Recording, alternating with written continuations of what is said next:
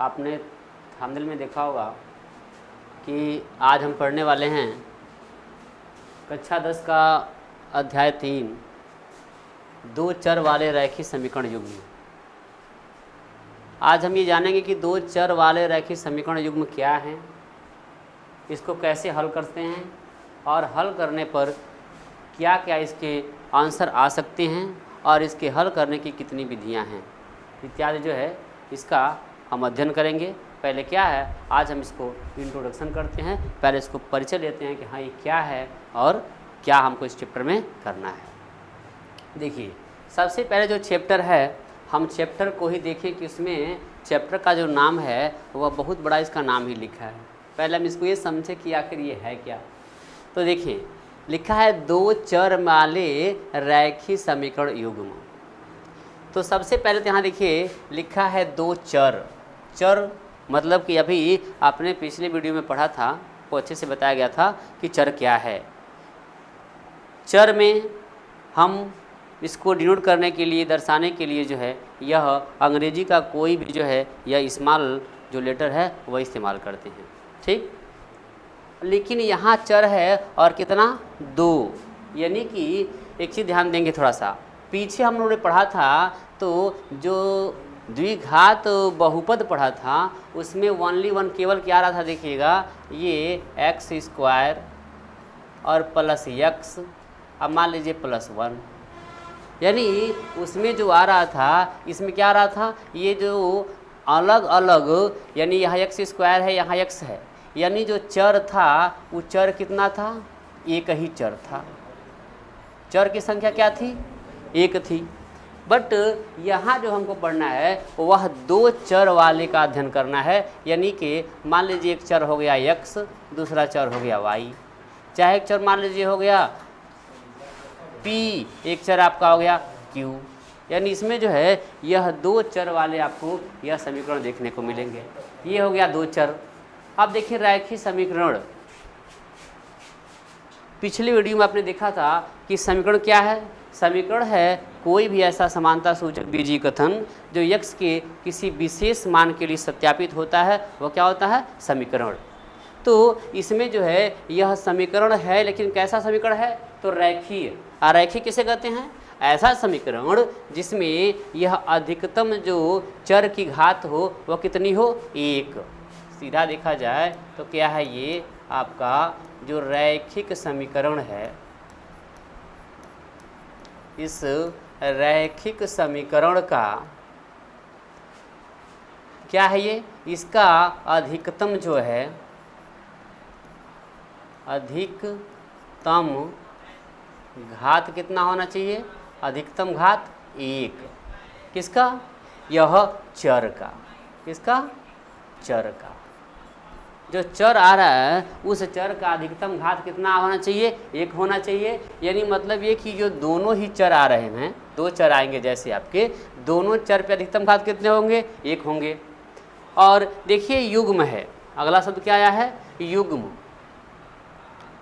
युग्म का मतलब होता है जोड़ा, पेयर। यह जो है यानी जो इक्वेशन आएंगे इसमें कैसे आपके दो इक्वेशन आएंगे, यानी समीकरण का युग्म है, यानी दो इक्वेशन है। यह जो है इस तरह से आपके इसमें दो इक्वेशन आएंगे। अब इसमें हमें जानना है कि जो रैखिक समीकरण युग्म है उसका स्वरूप क्या हो सकता है। जैसे मान लीजिए तो आपका किसका था, ये द्विघात बहुपद का था। यहाँ देखिए अगर हम लिखें कि 5x और प्लस 3, ये हमारा द्विघात बहुपद है, और इसके बाद अगर हम इक्वल कर देते हैं 0 तो क्या हो जाता है, तब ये बन जाता है समीकरण। क्योंकि यह ध्यान देंगे कि समीकरण और सरसमीका इन दोनों में ही यह समानता सूचक चिन्ह, समानता जो सूचक चिन्ह है, समानता सूचक चिन्ह ये बराबर इसमें जरूर आएगा। ठीक है, यहाँ देखिए 5x प्लस 3 बराबर कितना हो गया 0। यह एक रैखिक समीकरण है। लेकिन क्या है, यह एक ही चर में है। अगर हम इसको चाहें ऐसे देखिए, अगर दूसरा लिखें तो लिख सकते हैं 3x plus 5y plus 7 equal to 0। अब देखिए इसमें यहाँ एक दिया हुआ है चर और यहाँ दिया हुआ है दूसरा चर। ये चर है x, यहाँ चर है y। यह एक हुआ और क्या आपको युग्म लेना है, यानी कि हम दूसरा अगर बात करते हैं तो क्या हो जाएगा, मान लीजिए हो गया 5x माइनस 4y प्लस 8 बराबर 0। ये हो गए आपके दो समीकरण जो है युग्म, यह और ये मिलकर क्या बनाते हैं, समीकरण युग्म बनाते हैं। अब हमको ये देखना है कि जो समीकरण हैं इस समीकरण का मानक रूप क्या है। देखिए दोनों, तो इसका जो है यह मानक रूप की हम बात करते हैं तो इसका मानक रूप क्या होता है। देखिए यह हैं आपके दो समीकरण। तो पहला क्या होता है a1x प्लस b1y और प्लस c1 इक्वल टू 0। ये हमारा है पहला इक्वेशन, ठीक है। और इसी स्वरूप का जो दूसरा इक्वेशन है ये है आपका a2x plus b2y plus c2 equal to 0। ये आपका है दूसरा इक्वेशन। यह है इसका मानक रूप, यानी कहीं भी आप अगर द्विघात समीकरण युग्म पाएंगे, रैखिक समीकरण युग्म पाएंगे तो क्या पाएंगे, इसी स्वरूप का जो है यह कहीं भी आपको मिलेगा। अब इसमें देखिए यह a1 क्या है, यह a1 जो है ये है क्या, x का गुणांक, ठीक।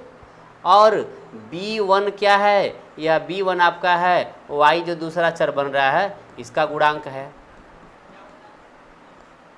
और जो c1 है ये क्या है, c1 आपका है अचर पद। यह क्या है आपका, यह अचर पद है। इसी तरह जो दूसरा इक्वेशन बन रहा है ये किसका है, ये आपके फर्स्ट का है। सेकंड जो इक्वेशन है उसमें a2 क्या है, और a2 जो है आपका x का गुणांक है दूसरे इक्वेशन का। यह आपका x का गुणांक है जिसको हम a2 से दर्शाया गया है। अब दूसरा क्या है b2, तो b2 क्या है, ये आपका फिर जो दूसरा है इस y का गुणांक है। और जो c2 है, यह c2 क्या है, यह c2 है अचर पद। यह आपका है अचर पद। ये आपके जो है किसके गुणांक हैं, यह आपके जो है सेकंड इक्वेशन से मिल पाते हैं, ठीक। हमने समझा इसका मानक रूप इस तरह से ये आपको दिया रहेगा। ध्यान क्या देना है आपको, देखिए यह मानक रूप में दोनों आपका प्लस होता है, लेकिन गुणांक जिस रूप में होगा, अगर माइनस दिया होगा तो हम गुणांक क्या लिखेंगे, उसका माइनस में लिखेंगे। अगर प्लस में दिया है तो किस में लिखेंगे, प्लस में लिखेंगे। तो ये जो है आपके हैं ये मानक रूप समीकरणों के। इसी समीकरण को जो हमें आज समझना है यह कैसे हल करेंगे और कैसे हल आगे जो है कितने कितने विधि इसको हल करने के हैं। क्या करते हैं, सबसे पहले इसको ये समझिए कि अगर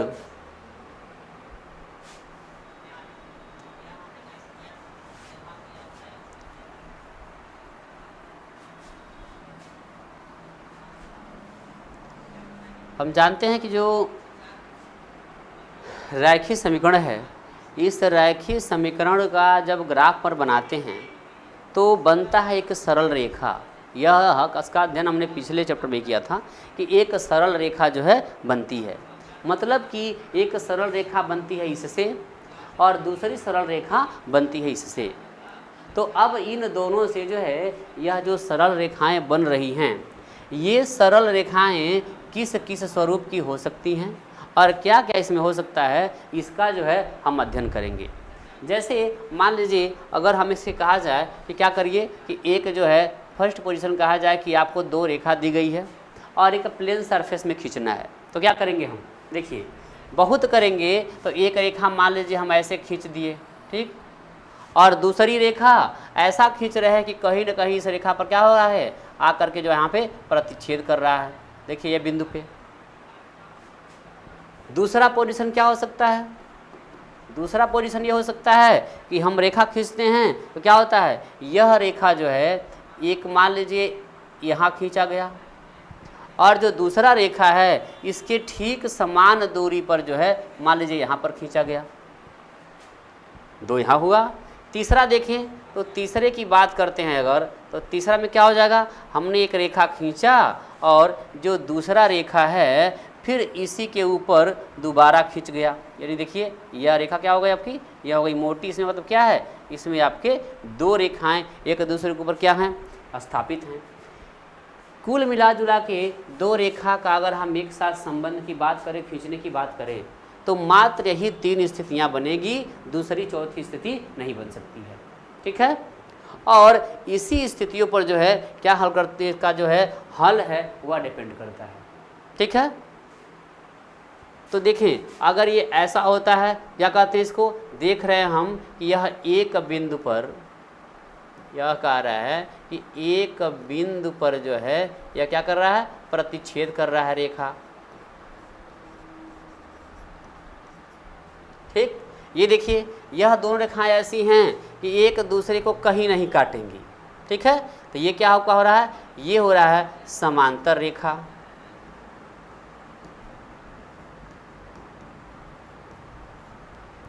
और ये देख रहे हैं ये क्या है, इस रेखा का क्या नाम है, समपाती रेखा।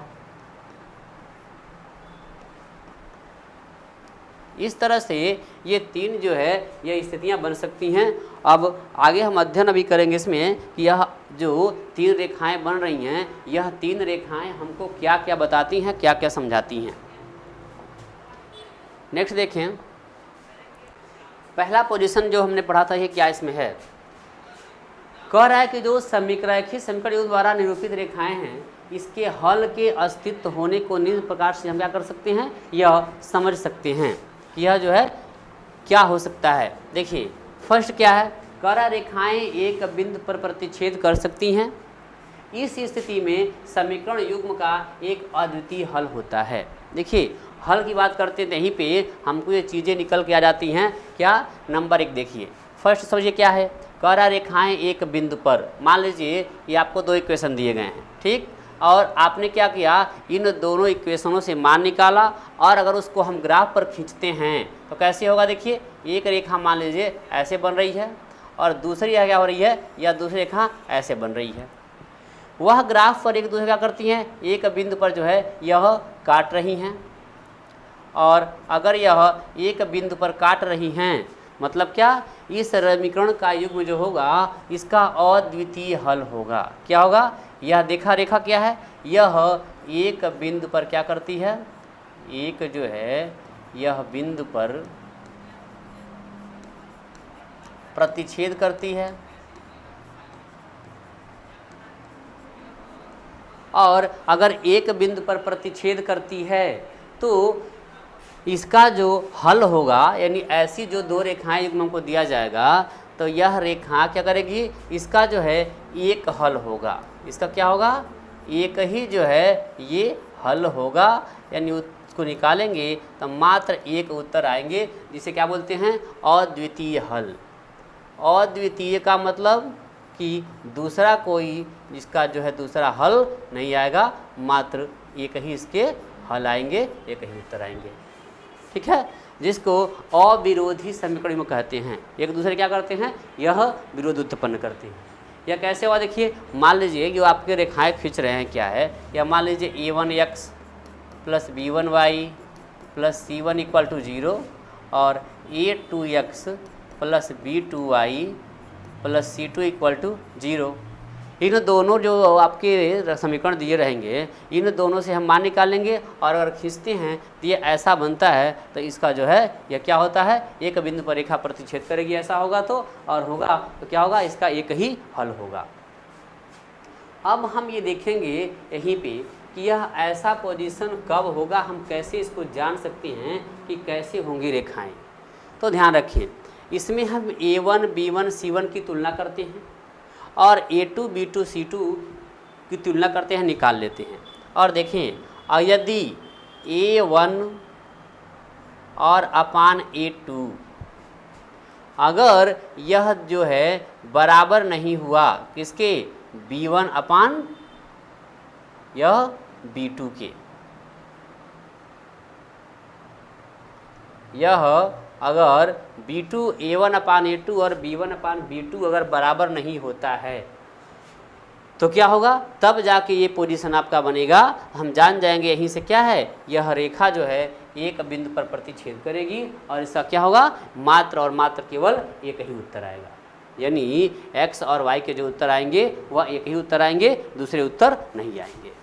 ठीक है, चलिए सेकंड देखें। सेकंड क्या कहता है, सेकंड जो है यह स्थिति आपकी है कि रेखाएं समांतर हो सकती हैं, इस स्थिति में समीकरण का कोई हल नहीं होगा, यानी असंगत समीकरण युग्म। मतलब क्या समझे, अभी पीछे हमने देखा था कि समीकरण का उत्तर किस पर डिपेंड है, उसके कटान बिंदु पर, यानी कि उसमें एक बिंदु पर काट रहा था तो उसका एक उत्तर मिल रहा था। अब ये देखिए अगर रेखाएं समांतर हो जाती हैं तो आप देखिए कि क्या कहीं एक दूसरे को कहीं काट रहे हैं। ये आप जानते हैं कि जो रेखाएं समांतर होती हैं यह समांतर रेखा एक दूसरे को कहीं भी नहीं काटती हैं, चाहे इसको दोनों तरफ कितना भी बढ़ाया जाए। ठीक, तो यह जो पोजीशन है, इस पोजीशन में क्या होगा, रेखाएं बनती हैं कैसी, रेखाएं बनती हैं समांतर। क्या बोलते हैं इसको, समांतर रेखा। और जो समांतर रेखा होता है इसको आप देखिए कहीं एक दूसरे को काट रहे हैं, नहीं काट रहे हैं, मतलब एक दूसरे को कहीं नहीं काट रहे हैं, तो इसका जो है यह सलूशन हो ही नहीं पाएगा। क्या होगा इसका सलूशन, इसका सलूशन हो ही नहीं पाएगा, उसका उत्तर नहीं आएगा। और इसे क्या बोलते हैं, इसमें यहाँ लिख लीजिए आप, इसका जो है कोई हल नहीं, इसका क्या होगा, इसका जो है कोई हल नहीं होगा। और ये क्या कहे जाएंगे, असंगत। क्या कहा जाएगा ये, असंगत। असंगत जो है यह युग्म, इसको कहा जाएगा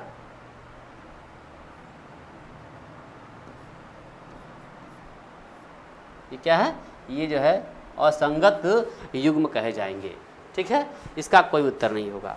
आप देखें अगर हम इसको जांच के दौरान देखें कि किस प्रकार हम पता कर पाएंगे, कैसे लगेगा, तो देखिएगा आपका इक्वेशन क्या है दोनों, ये है आपका a1x plus b1y plus c1 equal to 0 और a2x प्लस b2y और प्लस c2 इक्वल टू 0। इन दोनों में से हम मान निकाल लेते हैं a1 b1 c1 और a2 b2 c2 और नीचे करते हैं इसकी तुलना, कंपेयर। तो क्या होता है देखिएगा, अगर ऐसा हुआ कि a1 अपान a2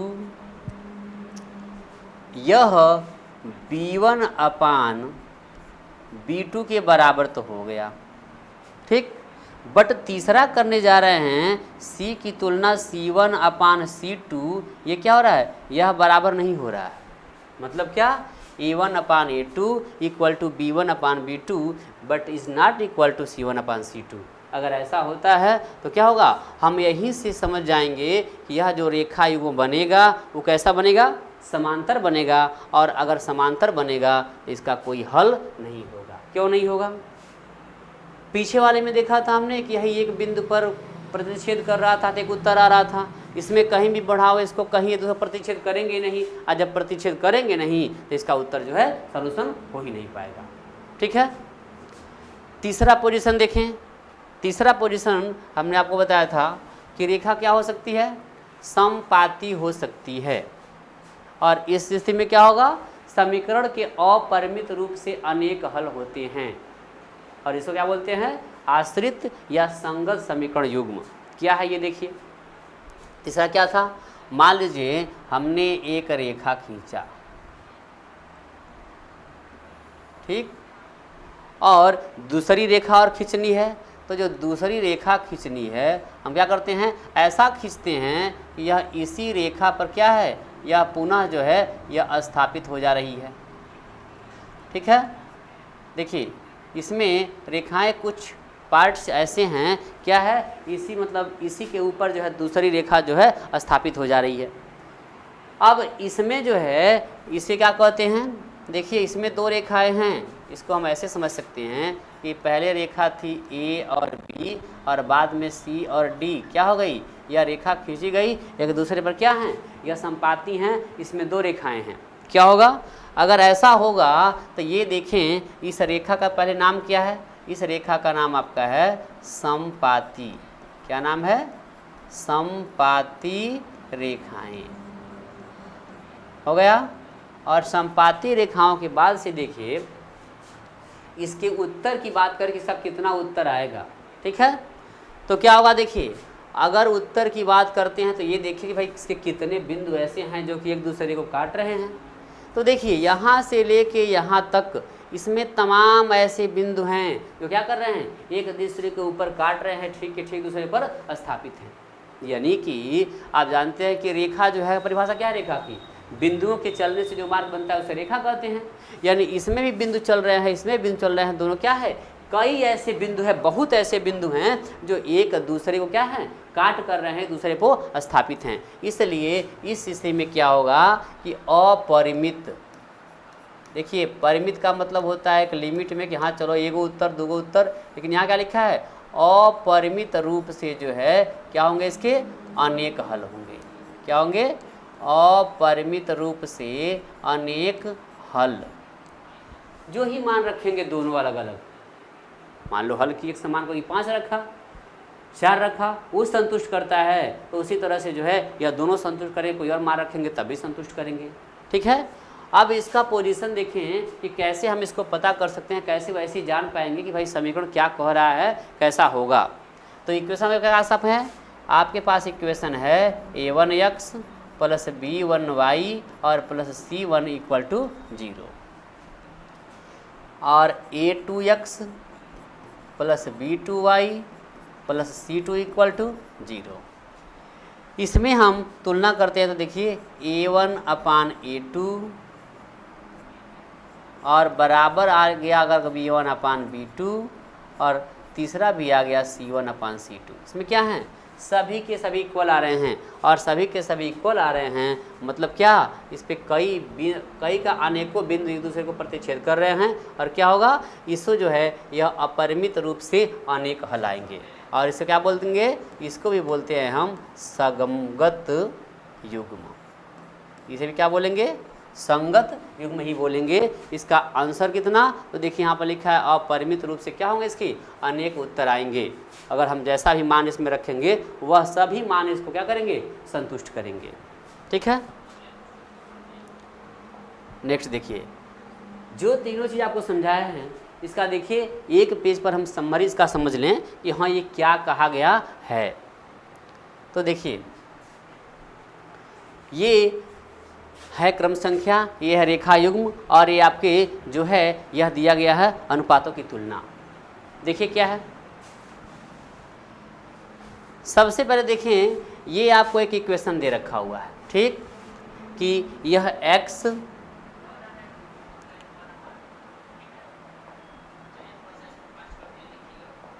आपको इक्वेशन दे रखा क्या, x minus 2y equal to 0, ठीक, और दूसरा दे रखा है 3x plus 4y minus 20 equal to 0, ठीक है।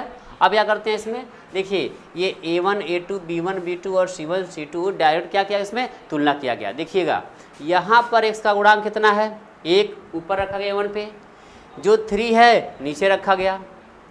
यहाँ गुणांक कितना है, -2, तो -2 हो गया। यहाँ क्या है 4, तो 4 कर लिए। वहाँ गुणांक कितना है, 0, गुणांक नहीं यह अचर पद है 0, तो 0 बट्टा इसमें अचर पद कितना है -b। अब इसको देखिए अगर हम सॉल्यूशन करते हैं तो आप देख पाएंगे कि a1 अपान 1/3 एंड -2/4 ये क्या हैं, यह दोनों आपस में जो हैं यह बराबर क्या हैं, यह नहीं है। देखिए यह क्या किया गया है, बताया गया है कि यह आपस में क्या है, बराबर नहीं है, ठीक है। अगर बराबर नहीं है तो निष्कर्ष क्या निकलता है, ग्राफीय रूप में प्रतिच्छेद करती हुई रेखाएं जो है बनेंगी उन दोनों से। और उत्तर की बात करें तो क्या है, केवल एक हल यानी अद्वितीय इसके जो है कि हल आएगा। ठीक है। दूसरा देखें, इसमें अगर हम a1 b1 c1 और a2 b2 c2 का मान निकालें और फिर रखें तो देखिए a1 का मान यहाँ पे 2 और a2 का मान नीचे से 4, या देखिए यह आपका b1 का मान 3 एंड b2 का मान 6। तीसरा देखा जाए तो यह c अचर पद कितना है, -9 है और ये क्या आपका -18 है। यह तुलना कर देखिएगा, इसको क्या है वैसे बराबर नहीं दिख रहा है आपको। यहाँ देखिए भाई 2 1 कम 2 और 2 दूना कितना हो गया 4, एक बड़ा 2 हो गया। भाई देखिए 3 1 कम 3 और 3 दूना 6, ये हो गया। ये देखो 9 1 कम 9 और 9 दूना 18, ये माइनस तो माइनस से कट ही जाएंगे। यानी 1/2 1/2 1/2 क्या है, यह सभी के सभी आपस में क्या हैं, बराबर हैं। और जब सभी के सभी आपस में बराबर हैं तो क्या इसका निष्कर्ष निकलता है कि रेखाएं क्या होंगी, समपाती होंगी। और समपाती रेखा का उत्तर कितना आता है, अपरिमित रूप से अनेक हल आता है।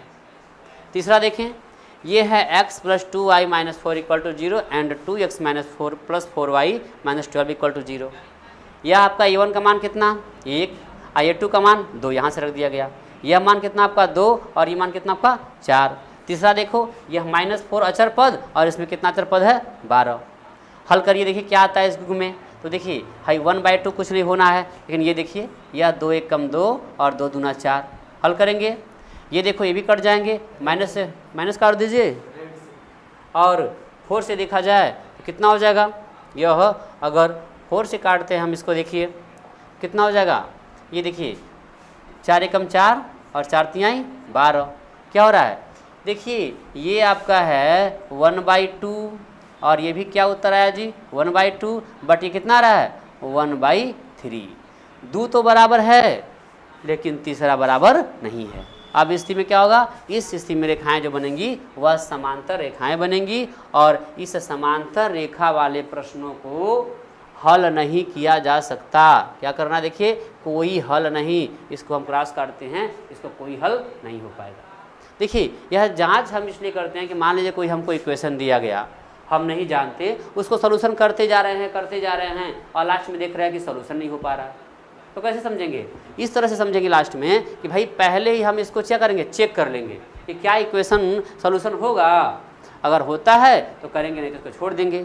क्या है देखिए 2 स्थितियां बन रही हैं। एक और आपको आगे इसमें क्वेश्चन पूछे जाएंगे, यह ध्यान रखेंगे क्या चीज़ कि संगत और असंगत।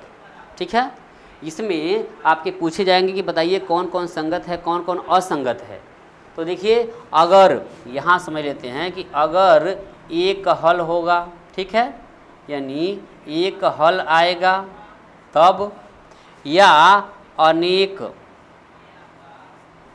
एक हल आएगा तब भी, या अनेक हल आएगा तब भी, दोनों स्थितियों में अगर होगा तो समझ क्या कहेंगे, संगत। कुल मिला के अगर हल हो जाता है तो समझिए क्या है, संगत है। और अगर क्या है, यह हल लीजिए यहाँ पर कोई हल नहीं, अगर कोई हल नहीं हल हो पा रहा है, इस स्थिति में इक्वेशन क्या बोलेंगे, असंगत। ठीक है, यह चीज़ें जो है हम इसको चेक करके और फिर बता सकते हैं कि संगत होगा कि असंगत होगा।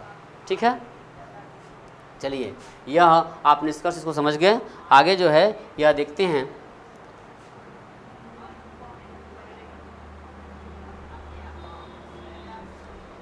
प्रश्नावली 3.1 के पहले एक चीज़ देखें और कि यहाँ डायरेक्ट आ गए हैं ग्राफी विधि से। पहले हम देखें कि यह जो समीकरण युग्म है इसका हल कैसे इसको हल करते हैं। ध्यान देंगे इस पेज पर क्या है, देखिए जो यह समीकरण है, यह जो रैखिक समीकरण जो युग्म हैं, रैखिक समीकरण युग्म की जो हल है, यह हल की विधि पर पहले हम चर्चा कर लें। कि हल करने की जो है यह कितनी विधियां हैं। तो देखिए हल करने की जो विधि है इसमें देखा जाए तो आपके किताब में मात्र 3 या 4 विधि दी गई है, लेकिन देखा जाए तो पूरा इसको हल करने की पूरी 5 विधियां हैं। देखिए थोड़ा सा समझ लेते हैं, बाकी जो हमारे कोर्स में वो हम पढ़ेंगे। पहला क्या है, देखो पहला जो है इसको कहते हैं सारणी विधि। पहला क्या है, सारणी विधि। इसका दूसरा नाम आपको मिल जाएगा त्रुटि एवं प्रयत्न। त्रुटि एवं प्रयत्न विधि, ठीक है। जो दूसरा है वह आपका है ग्राफीय विधि।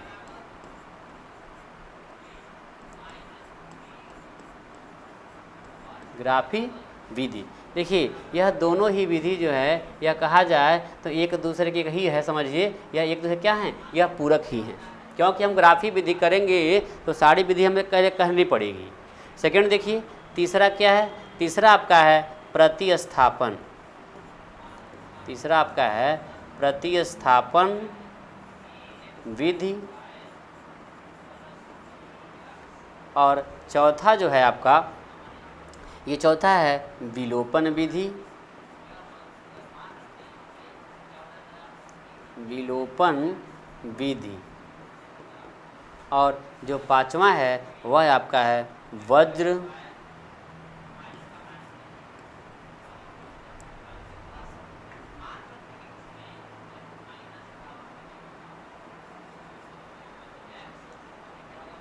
तीसरा जो आपका है वह है वज्र। वज्र गुणन विधि। यह जो है आपकी हल करने की इतनी विधियां हैं। अब देखिए ये हल इसका है क्या। देखिए अगर हम कोई इक्वेशन करें, मान लीजिए लिख रहे हैं कि x और प्लस वाई, ठीक है, बराबर मान लीजिए लिख देते हैं 10, ठीक। दूसरा क्या है, दूसरा लिख लो आप x और माइनस वाई बराबर 6 कर लेते हैं, ठीक है।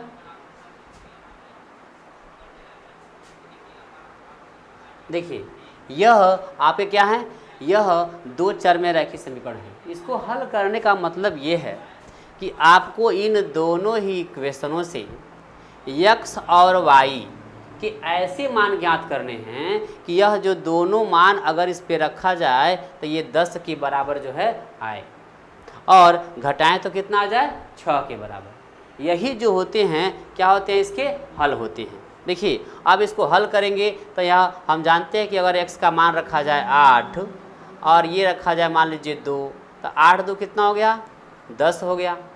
और अगर 8 में से हम क्या करें, अगर 2 घटा देते हैं तो 8 में से 2 कितना बच जाएगा आपका, 6। देख रहे हैं उसमें क्या था, द्विघात बहुपद में एक ही मान था, लेकिन यहाँ क्या है, इसमें आपके x के मान अलग आएंगे, y के मान अलग आएंगे, और दोनों ही मान इस दोनों समीकरणों को संतुष्ट करेंगे, ठीक है। तो यह जो है क्या कहा जाएगा, इस समीकरण का हल कहा जाएगा, ठीक है। देखिए इसी इक्वेशन को मान लीजिए हम ऐसे भी लिख सकते हैं, समझिएगा कि x प्लस वाई और ये माइनस का 10 इक्वल टू 0, जो मानक रूप आपका है, और दूसरा ये x माइनस वाई और माइनस का 6 इक्वल टू 0, ठीक है। तो यह जो है इक्वेशन को जो है, यही इक्वेशन है, इसको हम ऐसे लिख सकते हैं, ठीक है। चलिए हम इसमें जो है यह पहली विधि आज समझते हैं, ठीक है, कि यह ग्राफी विधि क्या है। और देखिए ग्राफी विधि के साथ ही क्या होगा, हम इसी में सारी विधि भी जो है यह समझ लेंगे, ठीक है। यह एक दूसरे के क्या हैं, पूरक हैं। अगर इसको हमें करेंगे तो देखिएगा इसको हमें क्या होगा, करना होगा, ठीक है। चलिए आते हैं अपने सवाल पे। अब क्या कह रहा है क्वेश्चन, देखिए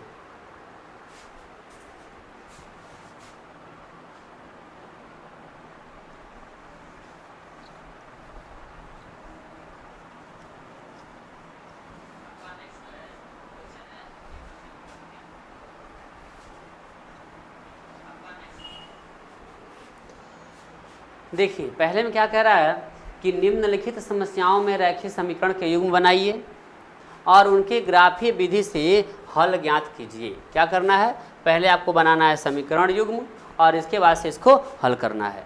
प्रश्न क्या कह रहा है, देखिए पहला इसमें का प्रश्न है कक्षा 10 के 10 विद्यार्थी। देखिए समीकरण को हम ध्यान से पढ़ेंगे, समीकरण बनाना बिल्कुल आसान होता है, बस ध्यान देंगे कि कहाँ कहाँ तक क्या कह रहा है। तो पहला देखिए कह रहा है कक्षा 10 के 10 विद्यार्थी, यानी पता चल रहा है कक्षा 10, इससे कोई बहुत मतलब नहीं है कि मतलब क्या है 10 विद्यार्थियों ने एक गणित की पहली प्रतियोगिता में भाग लिया। मतलब क्या समझे, मतलब ये समझे कि क्या है कक्षा 10 के 10 विद्यार्थी हैं, वह कोई परीक्षा में प्रतियोगिता में जो है भाग लिए हैं। अब कह रहा है कि यदि लड़कियों की संख्या लड़कों की संख्या से, यानी कि अब ये मालूम हुआ कि दो तरह के, कुछ बच्चे भी हैं कुछ बच्चियां भी हैं। अगर ये एग्ज़ाम दी हैं तो पोजीशन का क्या बताया गया है शर्त में कि जो लड़कियों की संख्या है वह क्या है लड़कों की संख्या से 4 अधिक है। आपको बताना है तो प्रतियोगिता में भाग लिए गए लड़कों और लड़कियों की संख्या जो है ज्ञात करनी है। क्या समझ में, चलिए क्या करते हैं पहले से समझो।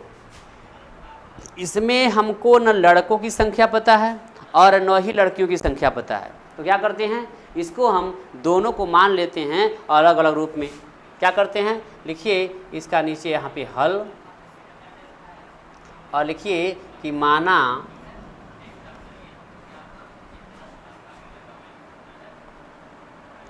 प्रतियोगिता में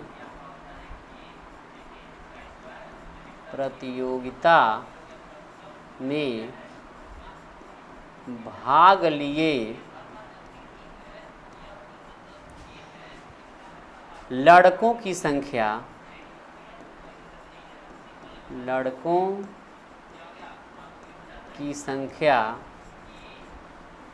x, ठीक है, लड़कों की संख्या मान लिया जाए x और जो लड़कियों की संख्या है और लड़कियों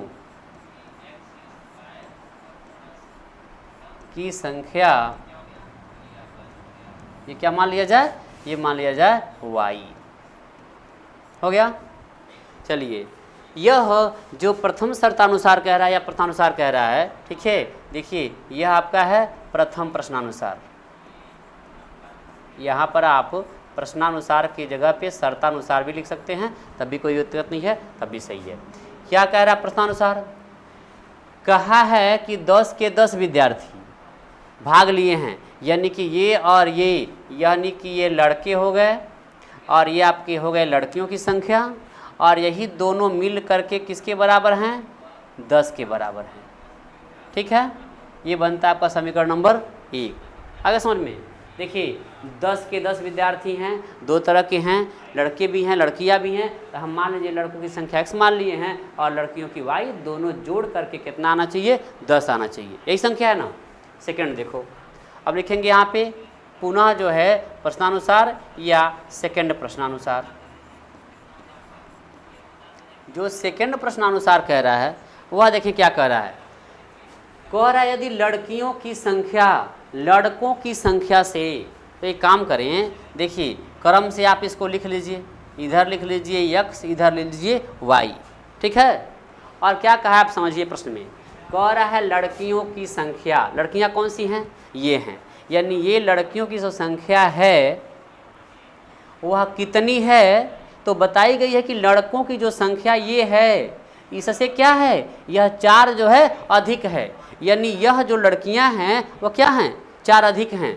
फिर समझिएगा, कह रहा है लड़कियों की संख्या, यानी ये है, कितना है नहीं पता है, लेकिन ये पता है कि जो लड़कों की संख्या है जितनी, यानी x, इससे 4 क्या हैं, यह लड़कियां जो हैं अधिक हैं।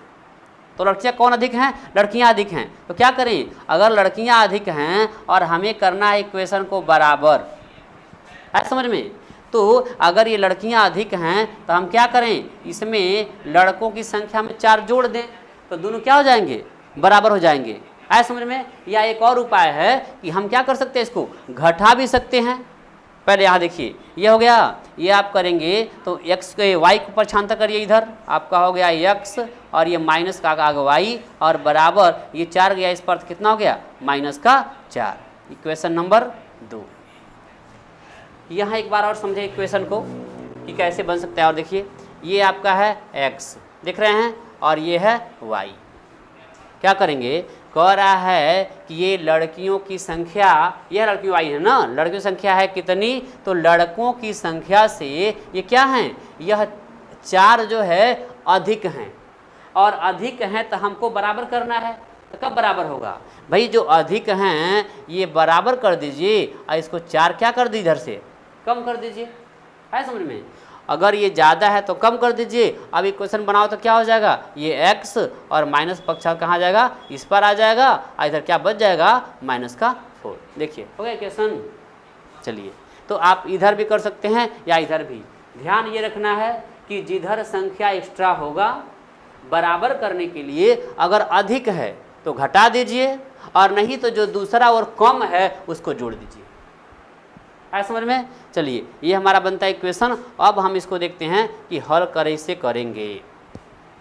करना किससे है, ऊपर देख लिखा है ग्राफी विधि से। ग्राफी विधि से हल करने के लिए क्या करेंगे, पहले हम बनाएंगे सारणी। क्या करेंगे, देखिए यह x और प्लस y बराबर 10, इसके लिए क्या बनेंगे, यह बनाएंगे सारणी के लिए। क्या करना है हमें, इसके लिए एक सारणी बनाना है। कैसे देखें, एक जो है आप बना लीजिए आयत ऐसे,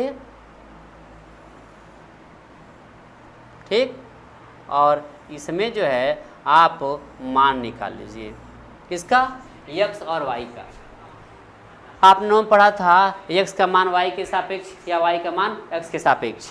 क्या करना है यहाँ पे, देखिए इसमें हम यहाँ लिख लेते हैं x, ठीक है, और यहाँ लिख लेते हैं y। चाहे देखो अगर इसको हम चाहे तो यही ऐसे अरेंज करके लिख सकते हैं कि हमारा मान रखने में आसानी रहेगी। जैसे देखो क्या है, अगर इसको देखा जाए x के बराबर किया जाए तो ये 10 रहेगा और y कहाँ जाएगा, इधर। तो हम इसको लिख सकते हैं क्या, y - 10। या नहीं समझ में आ रहा है तो बस इसको x लिख दीजिए, इसे क्या लिख दीजिए, y लिख दीजिए, ठीक। और अब इस इक्वेशन को मान रख करके, कोई भी चर राशि रख करके देखिए कि इसके 2 मान क्या क्या आ रहे हैं। देखिए यहाँ से समझते हैं, वही सबसे इम्पोर्टेंट समझना इसमें है। देखिए ये है x + y बराबर कितना, 10।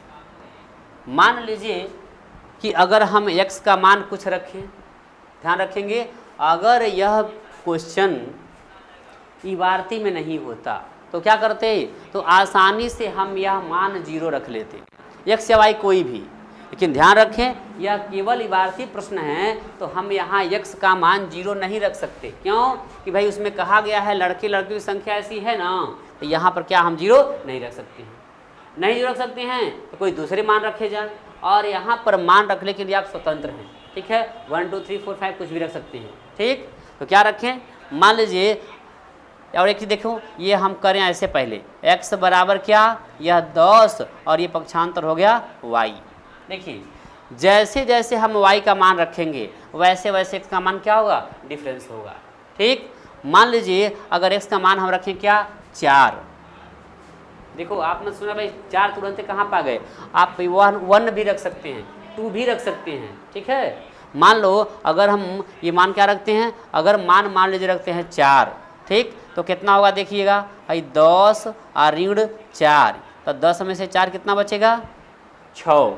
यानी कि देखिए x पर क्या रखे, सॉरी y पे क्या रखे थे, 4, तो हम यहाँ लिखते हैं क्या, 4। यानी जब x का मान हमने 4 रखा तो y का मान कितना आया, यह आया 6, ठीक है। अब जो है एक और मान रख के देख लीजिए, कम से कम, देखिए कम से कम आपको इसमें 2 मान निकालने हैं। किसके लिए, ग्राफी विधि के लिए। अभी इसको हम समझते हैं, या 10 - y। क्या किया जाए, चलो अगर हम क्या रखें, यह 3 रख ले, एक बार देखो, चलो क्या रख लेते हैं, एक बार रखते हैं इसका मान 3, तो 3 रखेंगे तो ये 10 में से 3 कितना बचेगा, 7। ये x का मान कितना रहा है 7, यानी कि y का मान कितना है, y का मान रखते हैं 3, ठीक है। तो यह मान कितना रहा है 7 हो गया। इसमें आप और भी मान रख सकते हैं, लेकिन कम से कम इसको हल करने के लिए 2 मान निकालना जरूरी है। अब देखिए यह जो दूसरा इक्वेशन है इसके लिए बनाए सारणी, और इसके लिए पहले लिख लें। देखिए यह जो है इसको निर्देशांक क्या बन रहा है, यह लिख लीजिए आप a का मान क्या 6 और 4, और जो b है वह लिख लीजिए 7 और 3, ठीक है, ये मान हो गया। अब देखो यह जो है करते हैं इसके लिए x माइनस वाई बराबर -4, इसके लिए सारणी बनाइए। जब इसके लिए आप बनाएंगे सारणी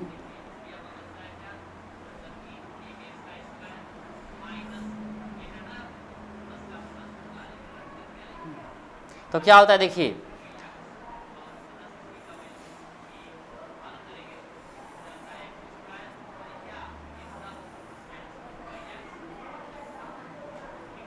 ये आप रखिए x और ये रखिए y। चलिए इसमें आपको मान रखना है, क्या करते हैं इसको अगर सीधा कर दो क्या हो जाएगा, आपका हो जाता है ये x, इसको हम मिटा दे रहे हैं, यह आप कहीं से भी मान रख के देख लीजिएगा कैसे आ रहा है।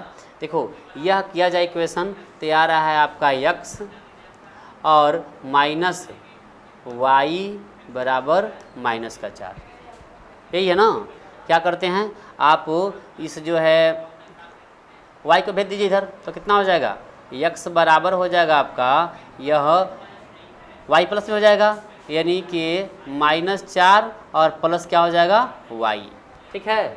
अब देखिए y का मान जैसे जैसे आप रखेंगे वैसे वैसे मान क्या होंगे, वैसे वैसे आपके मान जो है बदलेगा x का।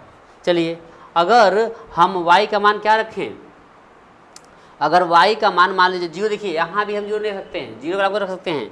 अगर इसका मान क्या रखा जाए 3 रखा जाए, क्या रखा जाए 3 रखा जाए। देखिए तो हम लिखते हैं -4 और y का मान क्या रखते हैं यह 3। देखिएगा अगर 3 रखेंगे तो यह 4 में से 3 क्या होगा घटेगा, चिन्ह क्या देंगे माइनस का, यानी -1 आ रहा है। इसमें क्या भरेंगे y का मान भरेंगे, देखिए हम 3, और ये मान क्या भरेंगे, ये मान भरेंगे -1।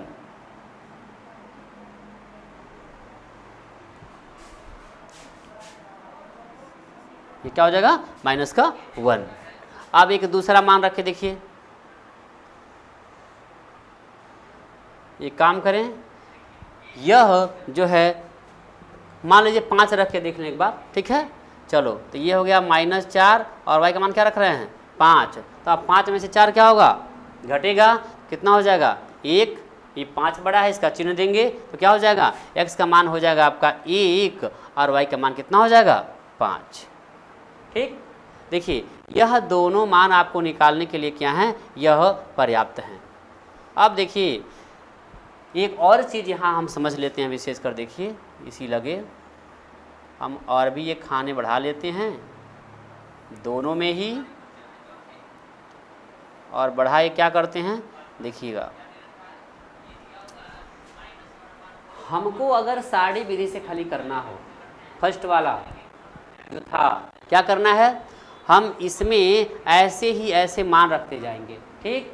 और जो मान रखने पर इसके लिए सारणी में और इसके लिए सारणी में अगर दोनों में इक्वल मैच खाता है या कॉमन होता है, वही क्या हो जाता है हमारा उत्तर हो जाता है, और वहीं पर हम उत्तर क्या करते हैं छोड़ देते हैं, बाकी हमको ग्राफ को करना नहीं होता है।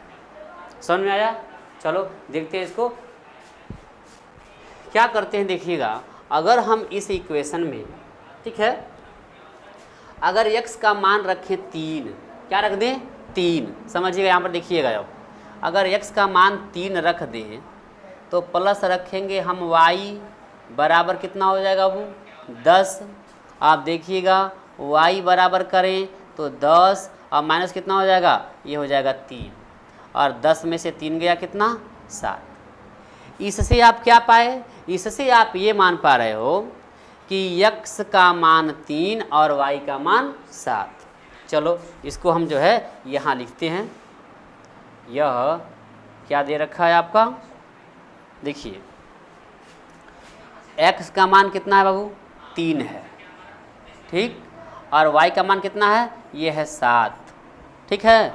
अब चलो अब ज़रा दूसरे पर हम रख के देखें, तो जो अगर दूसरे पर रखते हैं वही मान, तो देखिए क्या होता है, ये आपका है x और माइनस वाई बराबर -4, ठीक है। पक्षांतर कर लीजिए, क्या हो जा रहा है आपका, यह x और ये बराबर कर लो तो -4 हुआ था और ये प्लस का y हुआ था, यही हुआ था ना। अगर y का मान हम 7 रखें तो देखिएगा ये होगा -4 और ये हो गया प्लस का क्या, 7। सॉल्यूशन करते हैं इसको तो देखिएगा 7 में से 4 घटेगा, कितना बचा आपका, 3, ये लिख दीजिए 3, और ये मान किसका है जी, x का। यानी कि समीकरण में भी जो हम मान रखने जा रहे हैं वह मान यहाँ पर क्या बन रहा है, वह मान आपका जो है बन रहा है x की वैल्यू 3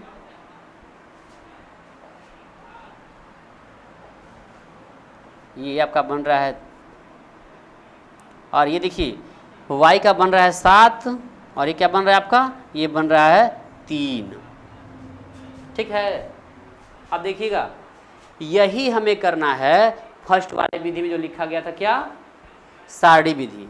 हम वैसे ये मान रखते जाएंगे और जहाँ पर दोनों में मान इक्वल आ जाएगा क्या करेंगे, वहीं हम सारणी को छोड़ देंगे और कहेंगे कि यही दोनों मान इसमें कॉमन है, x का मान आ रहा है 3 और y का मान आ रहा है 7, इसमें भी x का मान 3 और y का मान 7, और डायरेक्ट क्या ही लिख देंगे, डायरेक्ट यहीं पर जो है हम लिख देंगे क्या, आंसर इसका क्या कर देंगे, इसका लिख सकते हैं क्या, आंसर कितना, कि x बराबर 3 एंड y बराबर 7।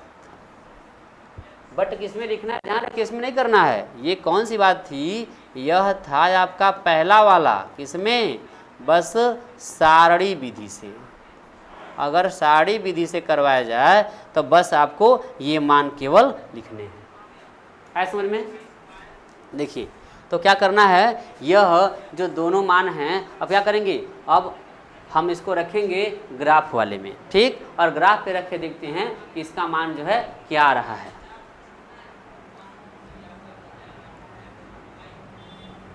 इसका आप लिख लीजिए क्या क्या बन रहा है। तो देखिए ये आपका जो है अदर मान लीजिए, इसको मान लीजिए p,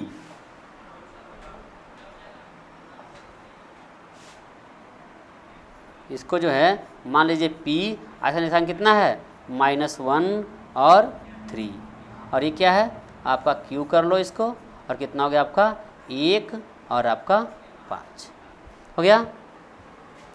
इस मान को दर्शा सकते हैं, लेकिन इसको बस बताया गया खाली सारणी विधि के लिए। अब बाकी हम इसको रखे देखें कि क्या रहा है। चलिए अब जो है इसको जो है हम ग्राफ पे दर्शा के देखें कि क्या ये हमको 3 और 7 मिल रहा है ग्राफ के माध्यम से। क्या करना है, देखिए आप जानते हैं कि ये जो है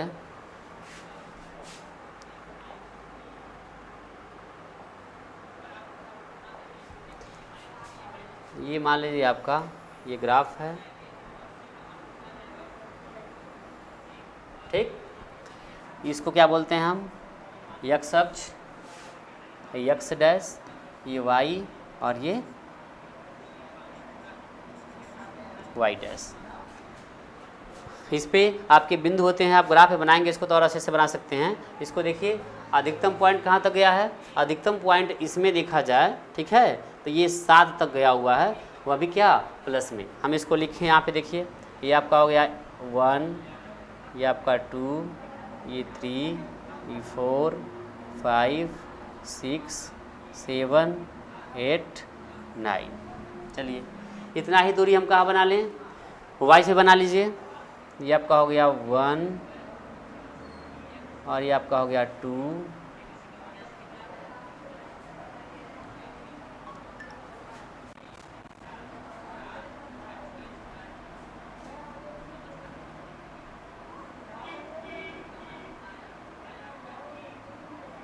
ठीक है। देखिए ये 1 2 3 4 5 6 7 ये हो गया। अब नीचे का मान आया माइनस में, इधर भी बना दीजिए आप। तो देखिए ये आपका हो गया 1 2 3 4 5 6, ठीक है। इसको डिवाइड कर दीजिए आप। देखिए ये 1 2 3 4 5 6 7 8 9, ये कर लीजिए आपका 1 2 3 4 5 6 एंड 7।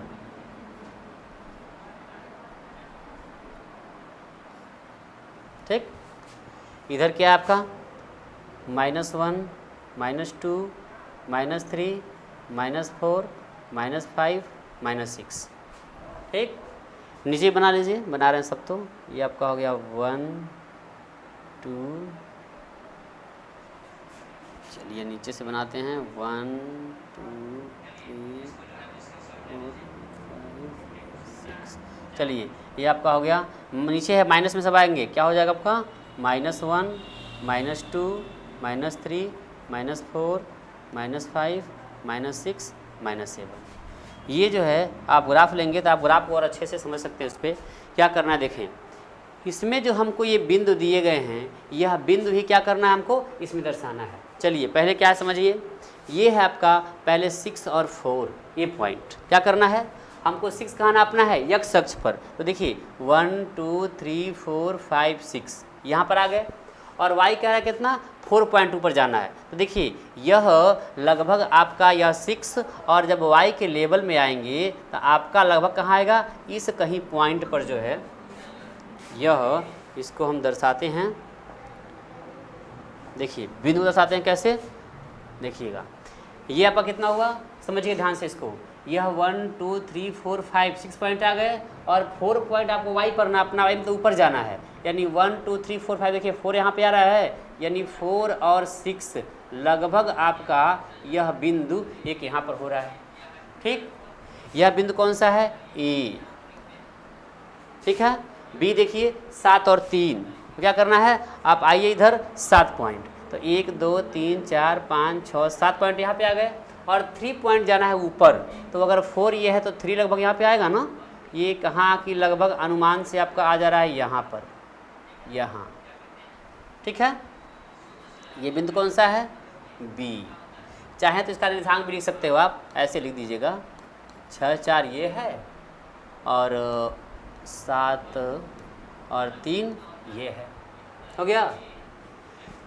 चलिए अब दूसरा दर्शाइए, नीचे वाला -1 3, क्या करना है पहले नापना है -1। -1 मतलब कि जाना है किधर, बाएं साइड। देखिए ये 1 हो गया, और ये 2 और ये 3, सॉरी 1 है ना, ये फिर -1 यहाँ पे आए, ठीक। और 3 मतलब कितना पॉइंट, 3 का मतलब कि ऊपर जाना है, यानी कि यह बिंदु लगभग आपका कहाँ पे आएगा, ये 1 और 3 ये कहाँ आएगा, ये बिंदु लगभग आपका इस यहाँ पे आएगा, ठीक।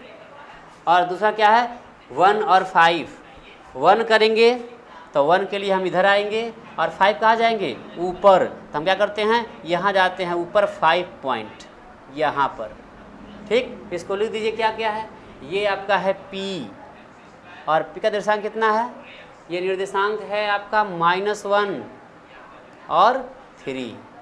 ये आपका क्या है, ये है Q, इसका निर्देशांक क्या है 1 और 5, 1 और 5 हो गया। अब क्या करना है आपको, अब आपको स्केल रखना है, और स्केल रख करके और क्या करना है, जो आपके बिंदु दिए गए हैं उन बिंदुओं को जो है मिला देना है। स्केल रखें और क्या करें, पहले जो है आप इसको मिलाइए, ठीक। तो इसको मिलाएंगे तो क्या होगा, देखिएगा यह लगभग आपका मिलाने पर यह ऐसे कहीं मिल जाएगा, यहाँ थोड़ा सा देख लीजिएगा आप,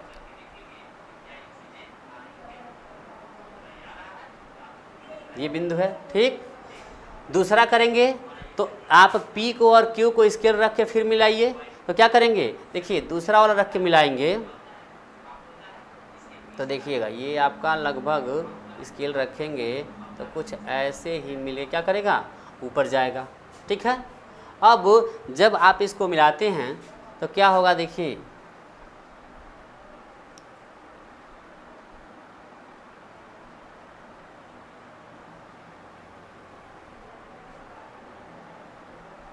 ठीक, ये जहाँ एक दूसरे को यह रेखाएं क्या करती हैं, काटती हैं, यहाँ पर देखिए काट रही हैं। अब देखेंगे काट रही हैं बिंदु, उसका वैल्यू क्या होगा।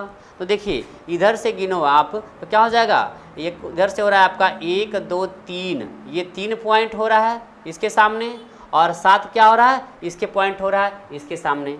तो ये ग्राफ से क्या स्पष्ट हो रहा है, देखिए यह रेखाएं जो हैं, दोनों रेखाएं यह क्या करती हैं, एक दूसरे को जो है, यह रेखाएं एक दूसरे को कहाँ काटती हैं, 3 और 7 पर। कहाँ काट रही हैं, 3 और 7 जो है बिंदु है, इसमें कर रही हैं, यह एक दूसरे को 3 7 पर प्रतिच्छेद कर रही हैं, प्रतिच्छेद करती हैं।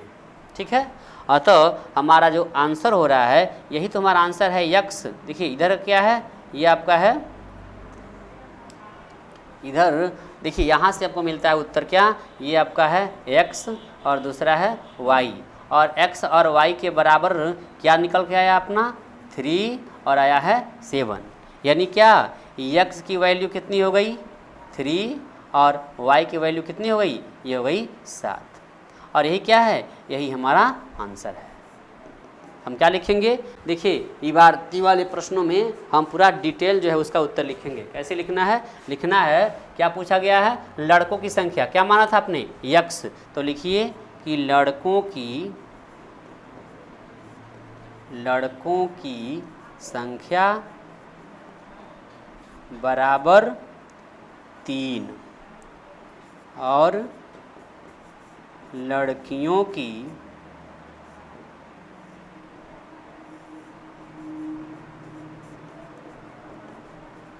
संख्या बराबर 7।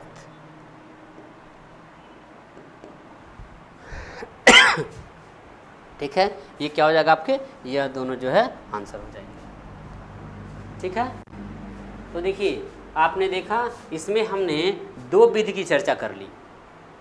एक तो क्या, साड़ी विधि। आप देख रहे हैं यह अगर हम वैसे मान रखते आते तो जहाँ ये मान मिल जाता वहाँ पर छोड़ देते, इसको यहीं पे उत्तर निकल जाता।